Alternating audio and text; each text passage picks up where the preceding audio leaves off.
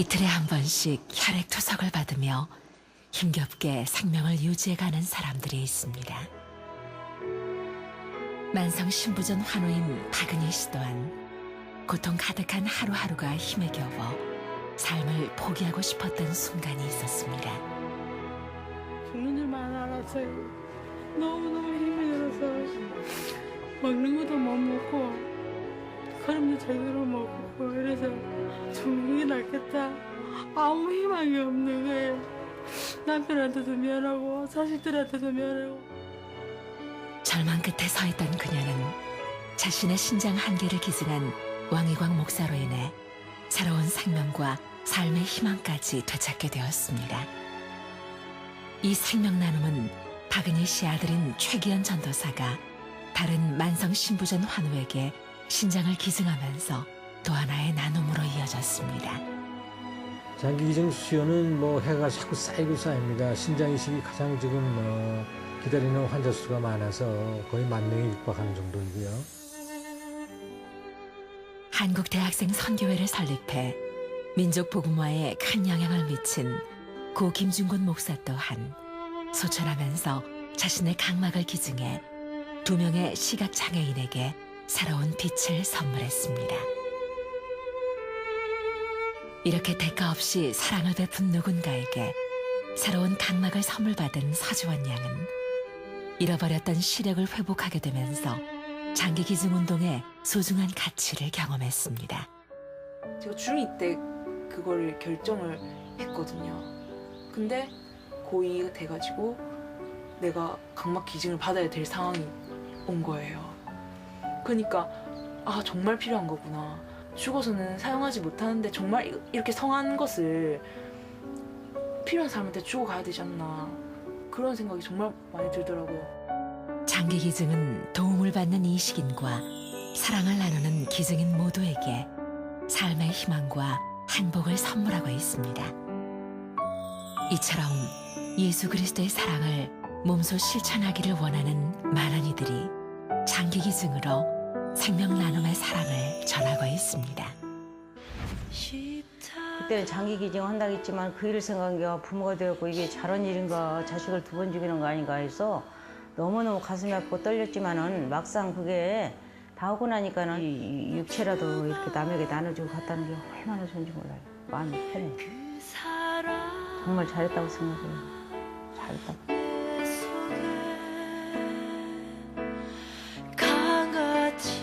자신의 생명을 다해 우리를 사랑하셨던 예수님은 내 몸과 같이 이웃을 사랑하라고 말씀하셨습니다. 생명을 나누는 곳에 그리스도의 사랑이 있습니다. 장기 기증은 예수님의 사랑을 전하는 가장 좋은 섬김의 모습입니다. 그 위에 나 죽었네. 그 사랑 내 속에 강같이. 성령이 함께하는 금곡교회 강단에 서서 사랑하는 여러 교우들을 만날 수 있는 축복 주신 하나님께 감사를 드립니다.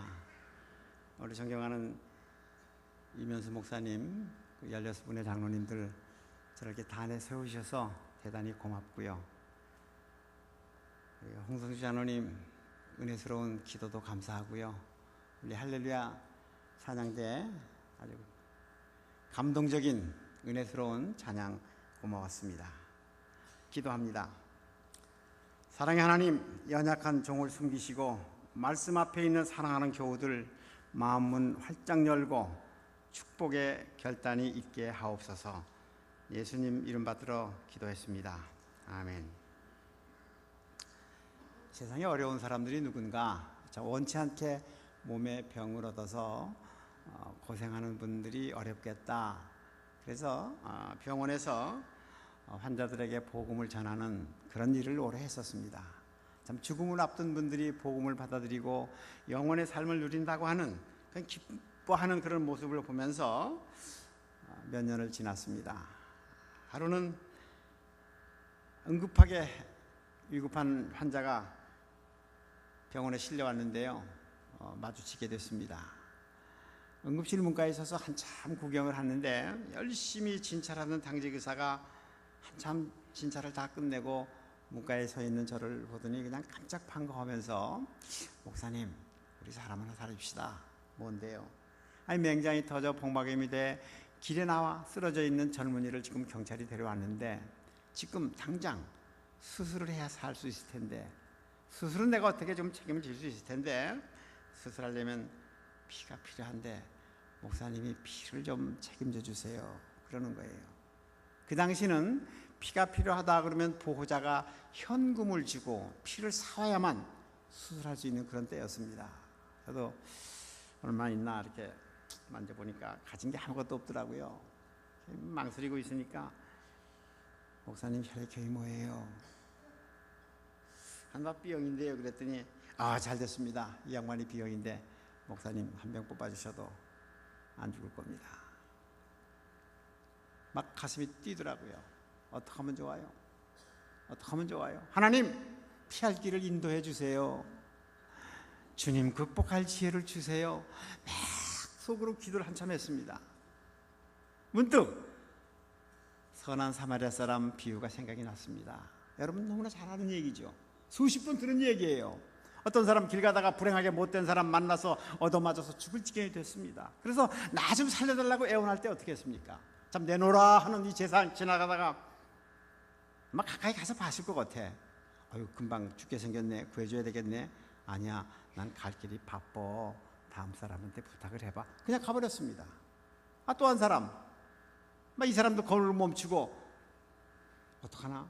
아니야, 난 친구와 약속이 있는데, 난 구역 예배가 있는데, 나 그냥 갈게. 너 다음 사람한테 부탁을 해봐. 미안해, 그냥 간다. 그냥 가버렸습니다.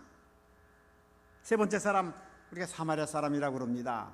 참 사람 대접을 못 받던 그런 사람, 그냥 걸음을 멈추고 가까이 가서 지금과 같으면 자기가 가지고 있는 구급약으로 응급처치를 하고 자기 자동차 싣고 병원에 데려다 입원을 시키고 치료비를 내줬다. 그런 얘기잖아요. 잘 치료해 주세요. 치료비가 더 들면 내가 여행이 끝나고 돌아올 때 갚을게요. 그리고 길을 떠났다. 여러분 조금 전에 뭐라고 그랬습니까? 너희도 이와 같이 하라고 그러니까 아멘 그랬죠. 우리도 강도 만나 쓰러져 있는 사람이 옆에 있으면 구해주겠다고 하는 그런 다짐을 하는 거잖아요. 30절 말씀에 보니까 강도들이 옷을 벗기고 때려 거반 죽게 된 것을 버리고 갔더라. 우리가 급소를 맞으면 금방 죽죠. 그러나 얻어맞아서 죽을 지경이 됐다고 하는 걸 보면 얼마나 많은 상처를 입었을까. 그러잖아요.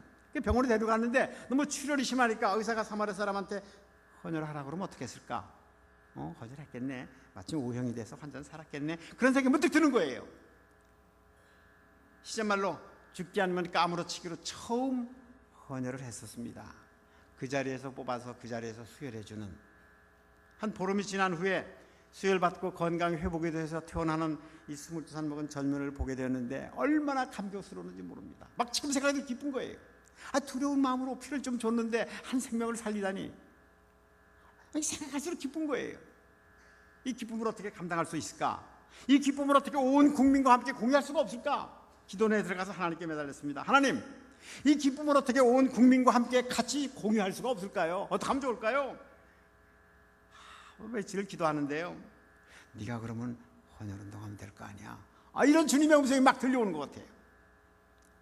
바울 사도가 내가 이 복음을 전하지 않으면 나한테 화가 미칠 거라고 하는 것처럼 내가 이 헌혈운동을 하지 않으면 많은 사람이 수혈 못 받고 수술 못 받고 죽겠구나. 하나님께서 저에게 주신 사명으로 알고 1968년부터 우리나라에서 처음으로 헌혈운동을 시작하게 됩니다. 사람 누구나 다 피를 가지고 있으니까 피 한 병 주세요. 난 학생이라 피가 없다고 그럴 거예요. 난 나이가 많아서 피가 없다고 그럴 거예요. 누구나 다 줄 줄 알았습니다. 아니었습니다. 저는 헌혈운동을 하면서요, 초등학교 때, 고등학교 때, 대학교 때 사귀었던 그 많은 다정한 친구들을 다 잃어버렸습니다. 만날 때마다 야 오래간만이다. 얼마만이냐. 피 한 병을 뽑자. 이게 드라큘라를 만나는 것 같대. 끔찍스럽대. 좋은 일 가지고 만나지도 안 만나죠. 지금까지 안 만나주는 친구들이 많습니다. 지금 젊은 목사들이 제가 전화하면 전화를 안 받아.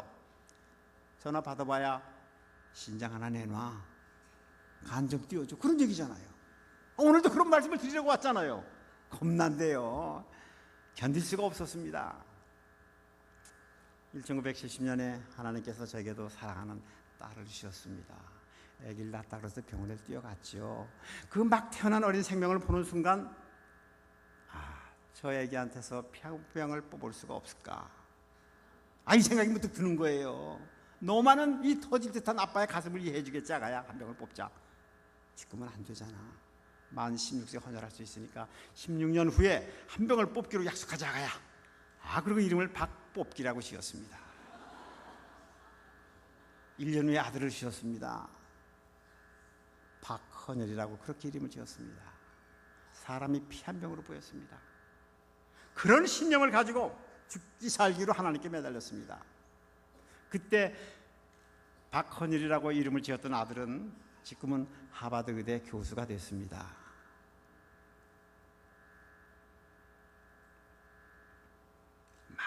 많은 교회가 저를 초청해 주기를 시작을 했습니다.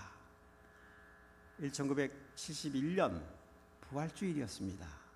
황정진 목사님 살아계실 때, 그때 우리나라에서 제일 크고 많이 모였던 교회예요. 영락교회. 한경진 목사님이 젊은 박 목사 우리 교회 와서 1, 2, 3부 설교 다 해. 저를 초청해 주었어요. 사랑하는 교회 여러분, 주님 세상에 오셔서 십자가를 지시고 못에 박히시고 창에 찔리시고 그리고 나를 위해서 온 몸의 피를 다 주다고 신앙 고백을 하죠. 여러분도 그렇죠? 보혈의 운으로 구원을 받는다고 그러죠. 예수님께서 흘리신 피를 발끝에서 한 방울 두 방울 받았다면 한 12병이 되는 것인데, 우리가 헌혈하는 것은 12분의 1을 주는 것인데, 예수님을 닮아가는 길인데, 오늘 예배가 끝나고 교육관에 가서 헌혈을 안 하고 집에 가? 헌혈을 안 하고 집에 간다 그러면 다음 주일에 무슨 염치로 교회를 올 겁니까? 아니 그렇습니까? 세례 받을 때, 직분을 받을 때 얼마나 많게 그렇게 고백을 했는데, 나 오늘 교회 처음 나와서 예수님께서 나를 위해서 십자가를 졌는지 몰라. 그러면 몰라도, 안 그래요? 말로만 주님을 닮는다고 그럴 겁니까? 말로만 주님 나를 위해서 십자가를 졌다고 그럴 겁니까? 제가 의학적인 상식을 곁들여서 30분 설교하니까요, 교인들이 다 헌혈한다고 그러더라고요. 많은 교회가 따라하기를 시작을 했습니다. 우리나라의 헌혈운동은 교회가 앞장을 서서 사회운동이 됐습니다. 젊은 10사람 가운데 8사람은 헌혈을 했을 거예요. 그렇잖아요? 아주 보편화됐어요. 주라, 그래야면 너에게 줄 것이니 곧 후이되어 누르고 흔들어 넘치도록 하여 너희에게 안겨주리니 너희의 그 헤아리는 헤아림으로 너희도 곧 헤아림을 받을 것이라고 누가복음 6장에서 말씀해 주고 있습니다. 우리 그리스도인의 삶은 줄 수 있음에 감사하고 나눔의 삶에서 행복을 찾아야 된다고 믿습니다. 저는 1968년부터요 65세가 될 때까지 2달에 한 번씩 계속 헌혈을 했습니다. 건강하잖아요. 건강의 축복을 받은 거죠. 우리는 복음을 나눠 가져야 되기 때문에, 교회 생활이 즐겁기 때문에 믿지 않는 형제들을 교회에 모시고 와야 되는 거 아닙니까? 여러분의 생활이 즐겁다 그러면, 복음과 생활이 너무나 행복하다 그러면 여러분 주위 사람들을 다 모시고 와서 이 1700자석을 꽉 채워야 되는 거 아니에요? 즐겁다 그러면, 즐겁지 않으면 전도가 잘 안 되는 거죠. 우리는 복음을 나눠 가져야 하기 때문에 전도해야 하고 말과 행동을 통해서 소망을 이웃에게 심어줘야 된다고 믿습니다. 고통받는 이웃을 그리스도의 사랑으로 찾아가서 몸과 물질과 마음으로 끌어안아야 된다고 생각을 합니다. 오늘은 몸으로 이웃을 섬기는, 몸을 나눠 갖는 장기기증 예배를 드리고 있는 거죠. 로마서 12장 1절 말씀이죠. 너희 몸을 거룩한 산제사로 드리라. 이것이 드릴 영적 예배니라. 몸을 드리는 것이 산제사라고 참 이해가 가지 않았는데요. 22년 전에 신장을 기증한 일이 있었습니다.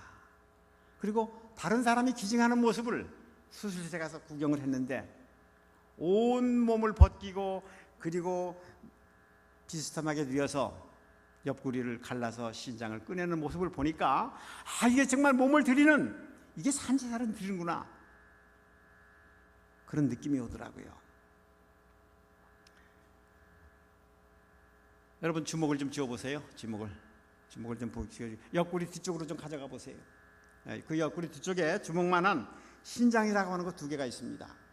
그래서 우리 몸속에 불순물을 걸러내는, 피를 깨끗하게 하는 역할을 합니다. 근데 당뇨, 혈압 등등의 이유로 이 신장이 망가지면 살 수가 없습니다. 몸속에 있는 불순물을 걸러내지 못하기 때문에 하늘나라에 빨리 가야 됩니다. 요즘에 이제 많이 의학이 발달을 해서 화면에서 잠깐 보셨듯이 굵은 호수를 몸에 꽂아서 기계로 피를 뽑아냅니다. 기계로 피를 깨끗하게 걸러서 몸속에 집어넣습니다. 그걸 혈액투석이라고 그럽니다. 목사님한테 여쭤보니까 우리 교회는 그런 분이 하나도 없다고 그러네요. 되게 몇 분씩 있는데 건강한 거죠.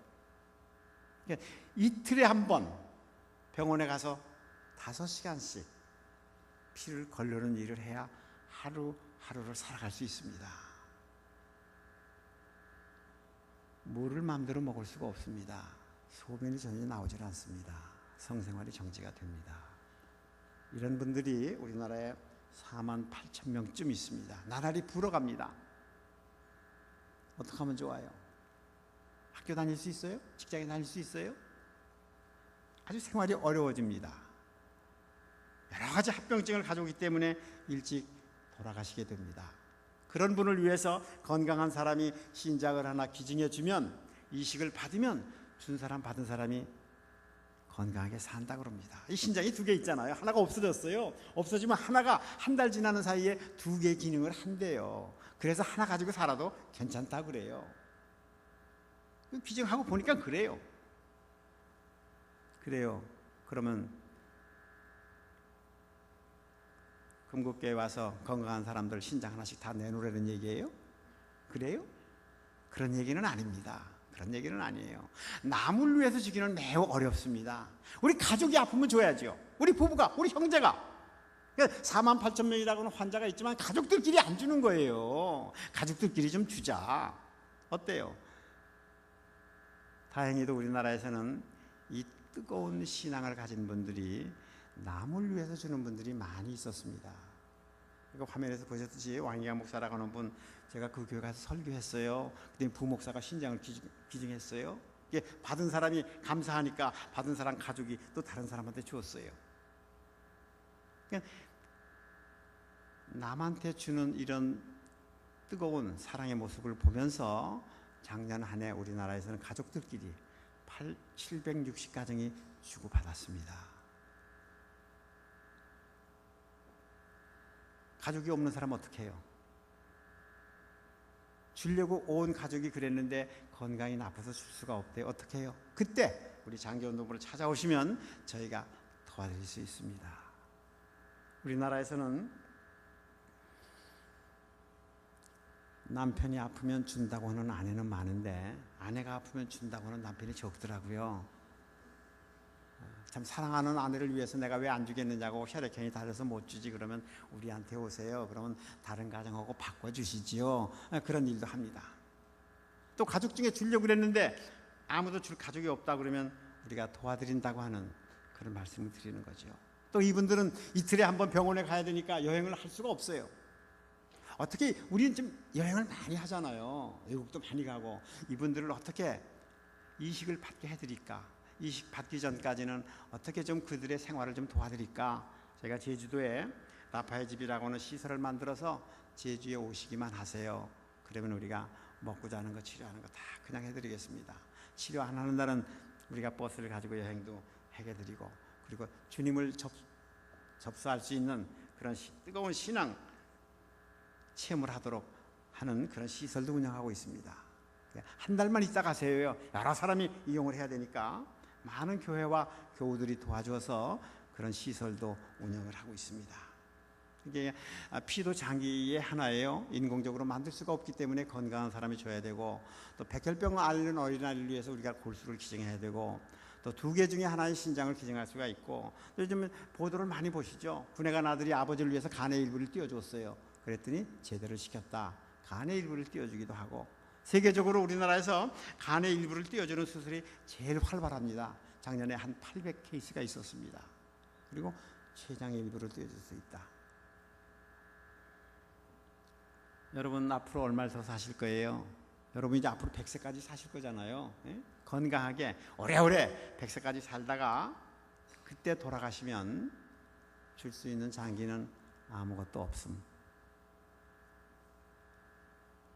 뇌사라고 하는 죽음이 있습니다. 화면에 그 심장이 뛰는 쿵쿵하는 소리가 나왔고 뭐 권투 장갑이 나오고 그랬었죠. 그 최여삼이라고 하는 프라이라이트급 세계 챔피언이었습니다.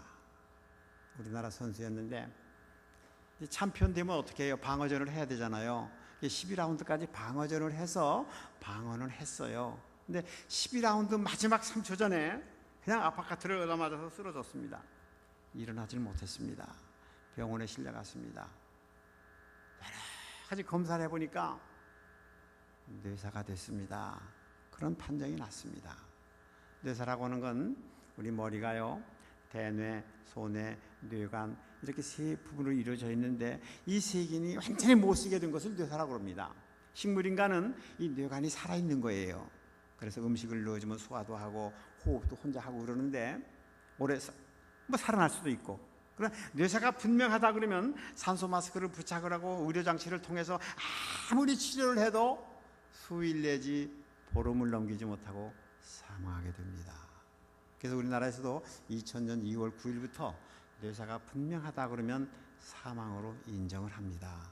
그러니까 이제 뇌사가 분명합니다. 이제 돌아가신 거나 마찬가지니까 사망으로 인정을 하고 그리고 장례를 치르세요. 그런 거예요.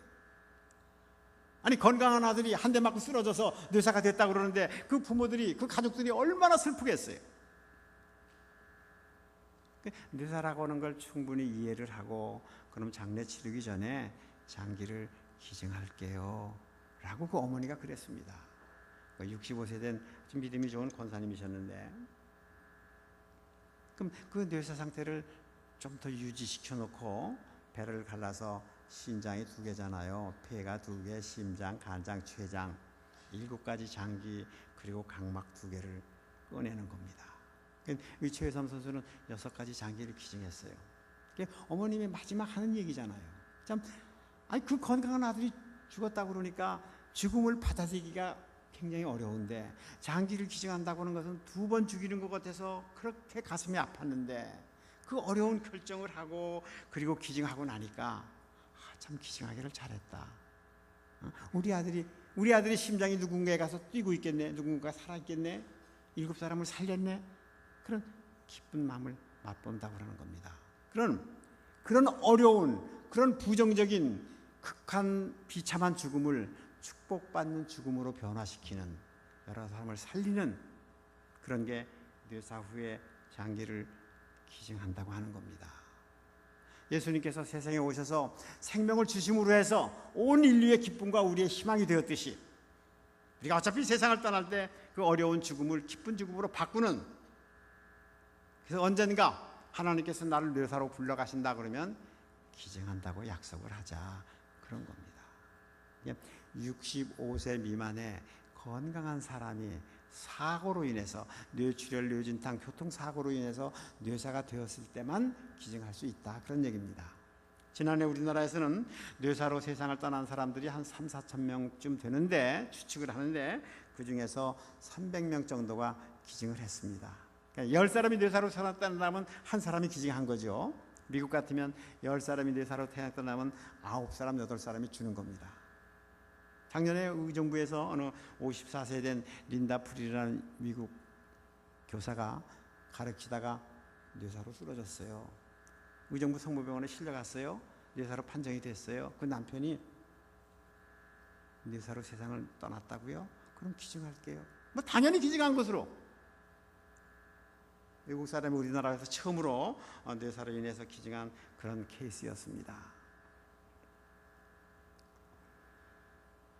우리 한국 사람들은 눈동자가 검죠. 눈동자가 파란 사람도 많이 있어요. 외국 사람들은. 우리 검은 눈동자 앞에 그 눈동자만한 투명한 막이 쓰여 있습니다. 그걸 각막이라고 그럽니다. 그래서 빛을 받아서 시신경에 전달하는 일을 하고 안구를 보호하는 일을 합니다. 근데 이렇게 아름다운 성전에서 예배 드리고 이러고 지내다가 후천적인 질병으로 인해서 각막에 손상을 입어서 못 보게 되는 경우가 생깁니다. 공장에서 일하다가 불똥에 튀었습니다. 어린아이가 장난감을 가지고 놀다가 다쳤습니다. 콘택트렌즈를 끼는 사람 많죠? 잘 때 빼고 자고 소독도 하고 그러는 거죠. 그냥 끼고 자기도 하고 소독도 안 하고 아무거나 소독하고, 그래서 각막이 손상돼서 못 쓰게 되는 경우도 생긴다고 합니다. 어떻게 하면 좋아요? 갑자기 못 보게 됐어요. 그런 분에게 돌아가신 분 각막을 살짝 띄어서 붙여주면은 보게 되는 겁니다. 그런 의술이 발달되어 있는 거예요. 그냥 내가 일생 동안 금곡교회 아름다운 주님의 도구로 마음껏 쓰임 받다가 하늘나라로 가게 될 때, 나 죽으면 각막 좀 띄워가. 그래 약속을 좀 하자 그러는 겁니다. 눈을 몽땅 뽑아가는 것이 아니라 각막만 살짝 띄어가는 거라고요. 띄어갈 때 아파요? 아프다고 생각하면 살아나는 거잖아요. 지난주에 청년 집회 갔은 일이 있었습니다. 한 200여 명이 모였는데 막 세례받은 사람 손 들라고 그러니까 거의 다 손 들더라고요. 주님 나를 위해서 생명을 주셨다고 신앙 고백을 하는 우리가 죽어서도 못 준다 그러면 그리스도인 되기를 거부해야 되는 거 아니냐. 어떻게 주님을 따른다 그러면서 죽어서도 그걸 못 준다 그래. 막 사랑에 호소를 했습니다. 울면서 호소를 했는데 한 사람 빼고 다 한다고 그러더라고요. 살아서는 절대로 줄 수가 없습니다. 아들이 안 보인다 그래도 엄마가 줄 수가 없습니다. 반드시 돌아가신 후에, 돌아가시자마자 연락을 줘야 됩니다. 돌아가시면 우리 몸이 점점점 상하잖아요. 냄새도 그러잖아요. 그래서 그러기 전에 6시간 이내에 각막을 띄워야 되니까 돌아가시자마자 연락을 주면 가까운 병원에 의사가 가서 각막을 띄워오는 겁니다. 나는 시력이 시원찮은데 그런 눈빛이네요. 시력하고는 관계가 없습니다. 나처럼 나이 많은 사람도 괜찮아? 생후 6개월 이후 98세 미만이면 누구나 다 가능합니다. 오늘 여기 거기 해당되는 분 안 계시죠? 다 가능합니다.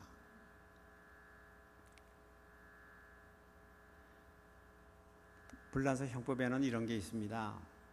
위급함에 처해 있는 사람을 구해줘도 제3자나 자기한테 아무런 해가 없는데 구해주지 않았다 그러면 360프랑 벌금을 매기는 데 계십니다. 그 사마리아인 규정이라고 그러는데요. 그냥 사람으로서 도덕적으로 반드시 해야 할 일인데 안 했기 때문에 너 혼 좀 나, 그런 거잖아요. 우리나라에는 그런 게 없었을까? 이조말 형법에 보니까요, 나하고 길을 같이 가고 있는 친구가 남을 해치려고 하는 못된 계획을 가지고 있는 걸 내가 알았어. 근데 막지 않았다 그러면 테일백, 뭐예요? 곤장 100대를 쳐라, 그런 게 있더라고요. 당연히 해야 할 일을 안 했기 때문에 넌 혼 좀 나, 그런 거잖아요. 여러분 손 좀 이렇게 들어보세요. 오른손 좀요. 아까 이렇게 들어 사도신경 고백했어요. 사도신경 마지막 부분 속으로 따르며 성령을 믿으며 거룩한 공회와 성도가 서로 교통하는 것과 죄를 사해 주시는 것과 몸이 사시는 것과 영원히 사는 걸 믿습니다. 아니 몸이 다시 사는 거가 영원히 산다고 하는 걸 만날 손 들고 고백하는 우리가 세상 떠나면서도 못 준다 그러면 어떡하면 좋아? 그 일부 예배 때 그 300여 명 모였는데 전부 해줄 줄 알았는데 안 하는 분이 또 있더라고요. 저는 오래전 얘기입니다. 운전하고 가는데요, 뉴스가 나와요. 김포공항에서 후진하는 트럭에 45세 된 분이 치여서 이대 목동병원에 실려갔는데 중상이라고. 그 병원을 갔습니다. 그 의사를 만났습니다. 상태가 어떻습니까? 굉장히 위독합니다. 그래요? 가족들이 어디 있습니까? 가족들을 만났습니다. 아니 어떻게 이런 병을 당할 수가 있습니까? 가족은 어떻게 되나요? 교회는 다니시나요? 한참 이러고 위로를 했습니다. 그러니까 모르는 사람이 와서 그러니까 당신 누구세요? 그래요? 그래서 누구세요? 나 이런 사람이에요. 장기를 기증하라고요? 아니에요. 그냥 병원에 왔다가 이런 불행한 소식을 듣고 위로하려고 그래요. 그러니까 아니 말씀하세요. 그래서 건강이 회복이 되어서 퇴원하기를 원하지만 만일에 하나님께서 불러가신다 그러면 각막 좀 주고 가시죠. 이게 아주 가족들한테 한참 설명을 했어요. 그랬더니 알았습니다. 한번 생각해 볼게요. 이제 돌아갔어요. 여기 집에 돌아왔는데 밤 3시가 됐는데 연락이 왔어요. 각막을 기증하기로 약속을 했다고, 운명하셨다고. 뛰어갔습니다. 뭐 제가 뛰는 게 아니라 병원의 의사가 각막을 띄었습니다. 28세 된 젊은이가 전라남도 광양 공장에서 일하다가 불똥에 튀어서 각막에 손상을 입어서 못 보게 되었다고 저한테 맨날 전화합니다. 나 좀 보게 해달라고. 각막이 어디 있어요? 그분의 각막을 기증받아서 이식해준 그런 일이 있었습니다. 우리나라에서는 1년에 지난해 돌아가시면서 각막을 주신 분들은 271명이 있었습니다. 받을 분들은 수천 명입니다. 우리 통계청 홈페이지에 가보면요, 시각장애인들이 22만 2천 명이라고 나옵니다. 그 중에서 10%는 각막만 이식을 받으면 볼 수 있는 분들이다 그럽니다.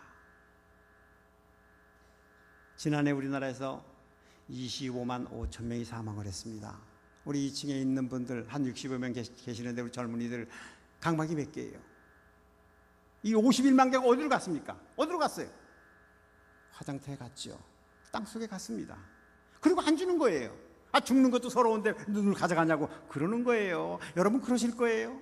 그래서 어떻게 해요? 절대적으로 각막이 모자라서 미국에서 350만 원씩 수입을 해서 쓰고 있습니다. 여유가 있으면 수입해서 이 수술 받아서 보게 되고 그렇지 않으면 못 보고 사는 거죠. 주님께서 주신 각막을 일생 동안 아름다운 세상을 보면서 행복하게 살다가 천국에 가게 될 때 빚을 주고 간다고 하는 것은 놀라운 은혜가 아닐 수 없습니다.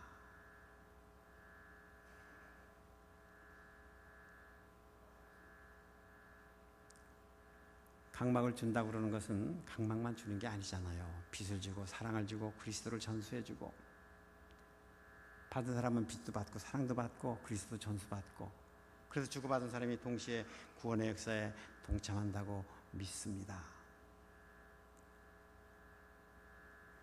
미국 사람들은요, 전 국민의 35%가 기증한다고 그랬습니다. 우리는 이제까지 80만 명 등록 받았습니다. 그 중에서도 80만 명 중에 80%는 우리 기독교인들이고, 어떻게 하면 좋아요? 우리 그리스도인 천만이라 그러죠. 할아버지, 할머니, 노인, 어린아이 다 해도 20%밖에 안 되잖아요. 우리나라의 헌혈운동을 교회가 앞장을 서서 사회운동화 되었듯이 우리 한국교회가, 우리 금국교회가 이 운동에 전적으로 참여해 주시리라 믿습니다. 이 교회 오면은 성가대원들은 다 해주더라고요. 오늘 교회 처음 나온 분 계세요? 처음 나온 기념으로 각막 기증을. 우리 이 성 얼마나 아름다워요. 금년에 헌당을 했다면요. 우리 이 헌당하기까지 여러분 얼마나 애를 쓰셨어요. 좀 감사하다고는 의미로 내가 죽으면 다 드리겠습니다. 결단의 축복이 있기를 바랍니다. 각막을 기증한다고 약속하고 나니까 세수도 열심히 하게 되더래요.